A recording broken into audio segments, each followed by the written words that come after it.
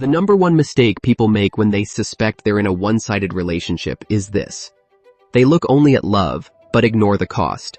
Not just the emotional cost, the financial cost, the time cost, the opportunity cost, the cost of constantly overgiving while someone else quietly becomes comfortable receiving. And here's what makes it dangerous. One-sided relationships rarely begin with obvious neglect. They often begin with small imbalances that feel temporary. You pay for dinner because they had a rough week. You rearrange your schedule because they're busy. You become the planner, the encourager, the fixer, the emotional support system, and sometimes even the financial safety net. Then months later, you realize something uncomfortable. You are not building a relationship together. You are subsidizing one. Researchers consistently find that relationship strain increases when couples experience unresolved financial stress, unequal labor, and poor communication around shared responsibilities. Financial conflict is not just a side issue. It is one of the strongest predictors of relationship instability. In this video, we're breaking down the 5 clearest signs you're in a one-sided relationship, what nobody tells you about the financial impact of that imbalance, and exactly what to do before resentment becomes your new normal. And if you care about relationships, money, and making smarter life decisions, subscribe now. This channel is built for people who want clarity, not confusion. What is a one-sided relationship really? A one-sided relationship is not simply a relationship where one person loves harder. It is a relationship where one person consistently contributes more of the core resources that keep the connection alive. More effort, more communication, more emotional support, more planning, more forgiveness, more money, more sacrifice. The relationship may still look normal from the outside. You may still go on dates. You may still post pictures together. You may still say, "I love you." But behind the scenes, one person is doing the maintenance work while the other person enjoys the benefits. Relationship experts describe one-sided dynamics as an imbalance of time, energy, support, and reciprocity. In plain English, one person keeps pouring in, while the other mostly takes in. Common misconceptions. One major misconception is that one-sided relationships are always abusive or dramatic. Not necessarily. Sometimes they are subtle. Sometimes the other person is not cruel. They are simply passive, entitled, emotionally unavailable, or comfortable letting you carry the load. Another misconception is that unequal income automatically means a one-sided relationship. That is not true.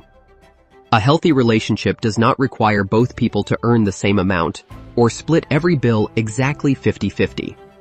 What matters is whether both people are contributing fairly according to their capacity, and whether both respect the other person's time, money, and effort. Equality is not always fairness. A partner who earns less but contributes reliably, communicates openly, helps solve problems, and shows up emotionally may be far more equitable than a higher-earning partner who leaves you with every invisible responsibility. Why this matters today? This matters even more now because relationships are happening inside a high-cost economy. Housing is expensive. Groceries are expensive. Debt is common. Dating itself is more financially demanding than it used to be. When one person in a couple becomes the unpaid therapist, unpaid event planner, unpaid life coach, and sometimes the unspoken financial backstop, the relationship starts draining resources that could have gone towards savings, debt payoff, career moves, or peace of mind. Studies show that financial stress reduces relationship satisfaction, and when people feel stressed about money, they often avoid the exact conversations that could improve the situation. That silence allows imbalances to deepen. Now let's get into the 5 signs. Sign number 1. You are always initiating. You text first. You call first. You ask to make plans. You check in after conflict. You suggest the next date, the next trip, the next serious conversation. If you stopped initiating for 1 week, would the relationship move at all? That question reveals a lot. Because consistent initiation is not just about communication. It is about investment. If one person is always generating momentum, they are effectively financing the relationship with their attention and emotional labor. And in personal finance, we know something important. When one side keeps contributing and the other side rarely deposits anything back, the account eventually runs low. Comment below if you've experienced this. Sign number 2. Your needs are discussed, but rarely addressed. A healthy partner may not always get everything right, but when you express a need, they take it seriously. In a one-sided relationship, your concerns become recurring episodes. I wish we spent more quality time together. I need you to communicate more clearly. I can't keep covering every unexpected expense. I need more support when I'm overwhelmed. They may apologize. They may say they understand. They may even change for 3 days. Then the pattern resets. That is not resolution. That is temporary damage control. Research on romantic conflict shows that money-related disagreements are especially destructive when they are repetitive and unresolved. It is not just the disagreement itself that harms the relationship. It is the feeling that the issue never meaningfully improves. Sign number 3. You are carrying the emotional and logistical load.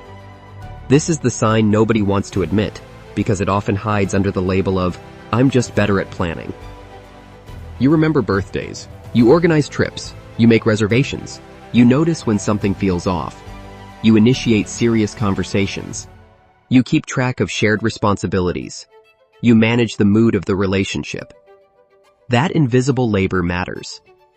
Recent research on cognitive and mental labor shows that when household or relational responsibilities are distributed unequally, the burden can spill over into stress, work outcomes, and relationship dissatisfaction.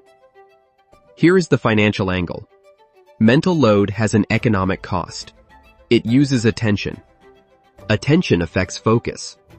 Focus affects work quality. Work quality affects earnings, advancement, and energy for personal goals. When your relationship turns you into a project manager instead of a partner, your life becomes more expensive in ways no monthly budget captures.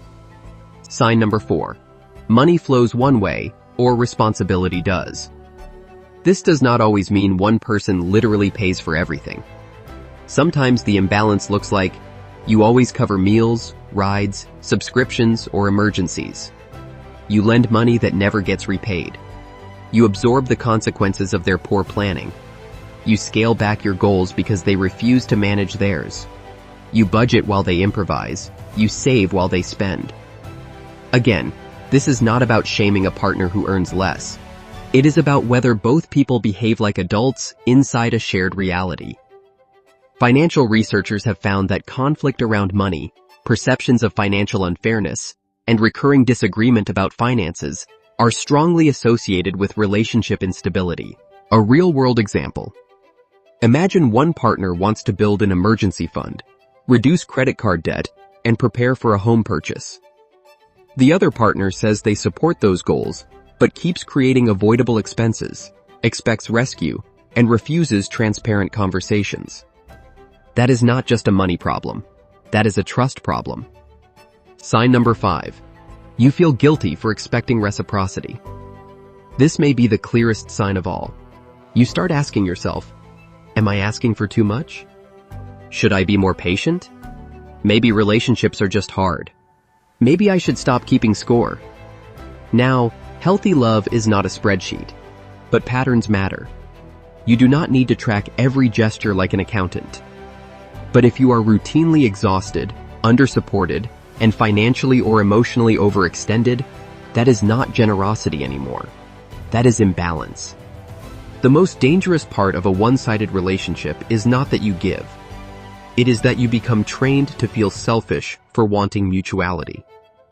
So what do you do if several of these signs feel uncomfortably familiar? Here is a step-by-step plan. Step 1. Audit the relationship honestly.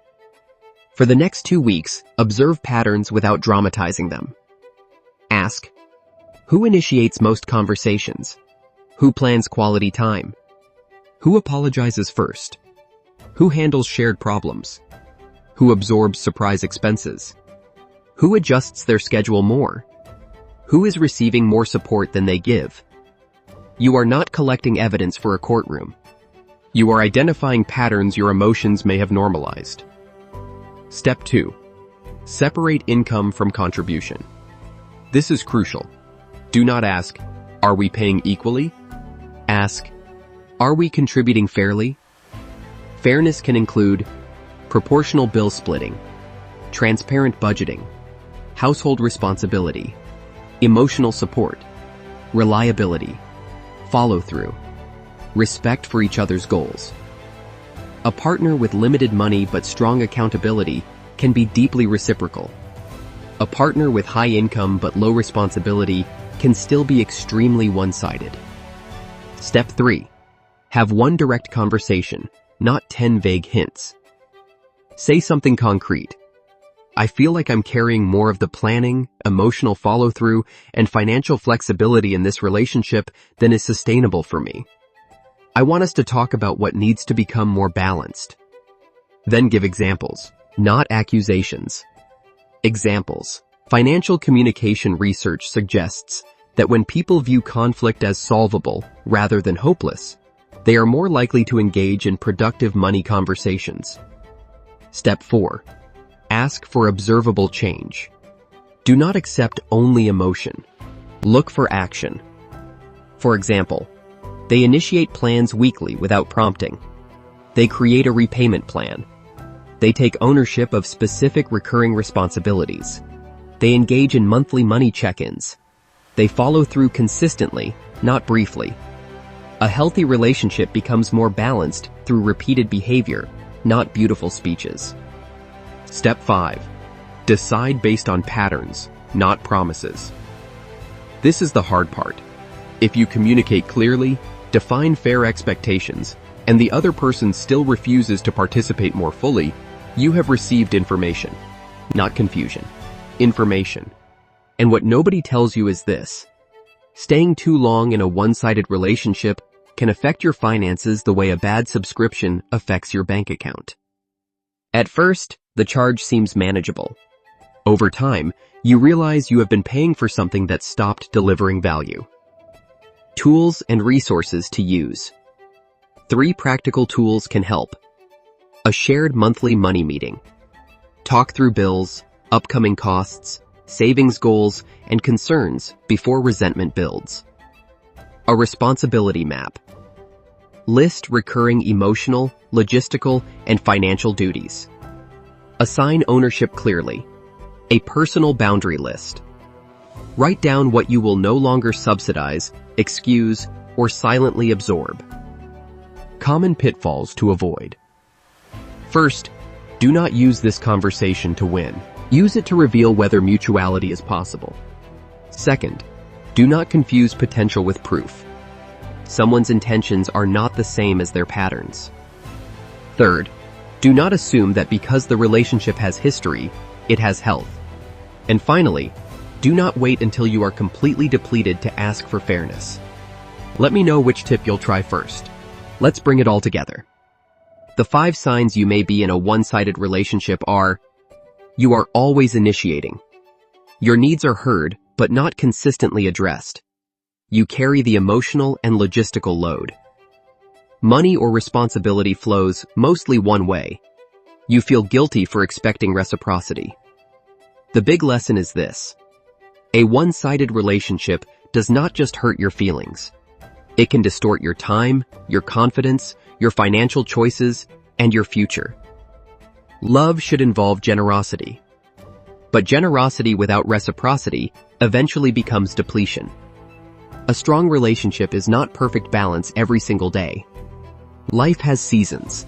Sometimes one person carries more. But over time, both people should be visibly invested in making the relationship work. So here is the question I want you to answer in the comments. Have you ever realized you were doing most of the emotional, financial, or practical work in a relationship? And what made you finally see it? At Machine Minds, your opinion matters to us, so please feel free to like, subscribe, and share your thoughts in the comments section below. Until next time, take care.